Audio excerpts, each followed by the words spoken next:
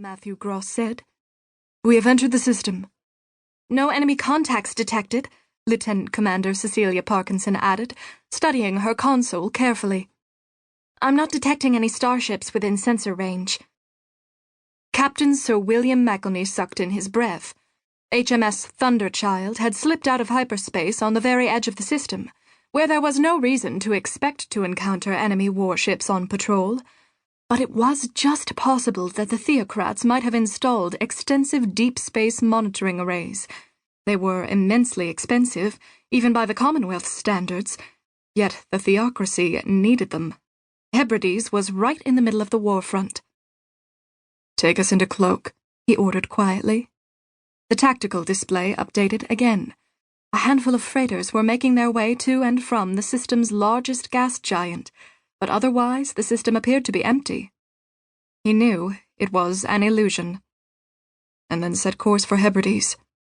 "Aye, Captain," Gross said. "Course laid in." "Take us there," William ordered. He leaned back in his command chair as the starship picked up speed. Hebrides had never had the industrial base of Tyre. His homeworld had been a Stage 2 colony before the breakaway wars, but his people were industrious. The loans and equipment the Commonwealth had offered them during the first few years of membership had been used to establish a whole network of mining stations and industrial nodes. They'd even produced a second cloud scoop to match the one the Commonwealth had installed years ago. But now the system was as cold and still as the grave. The installations his people had produced were gone. They wouldn't have let them fall into enemy hands, he thought. The battle for Hebrides had been savage, but the outcome had been preordained from the start. They'd have destroyed everything that couldn't be removed before it was too late. He couldn't help feeling a wave of nostalgia mixed with an odd sense that he no longer fit in on his home world. Decades had passed since he'd left, decades since he'd joined the Royal Navy. He'd thought about retiring and going home, but never very seriously.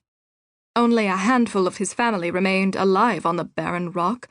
His only surviving brother, Scott, had left too, and he hadn't been very close to any of them.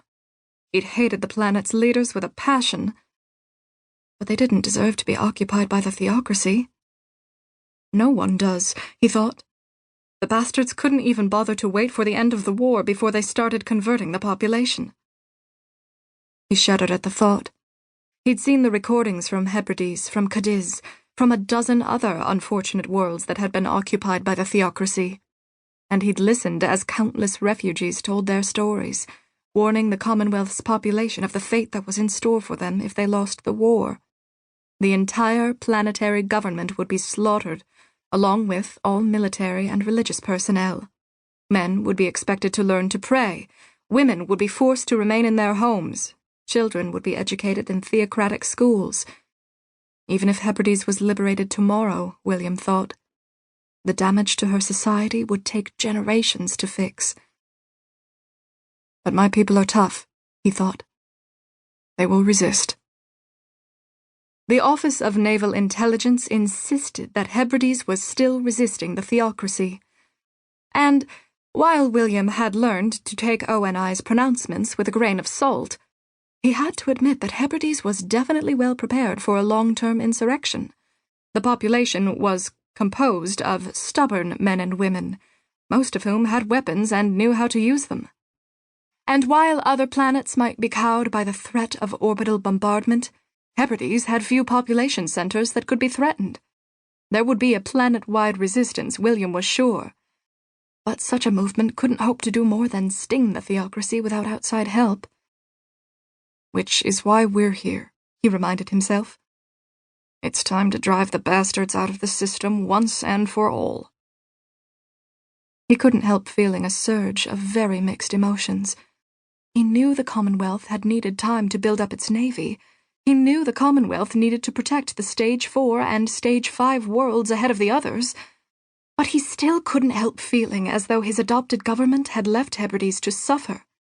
Hebrides had nothing save for location, and realistically it didn't have enough of a location to make up for its other defects. Liberating his homeworld had always been a very low priority.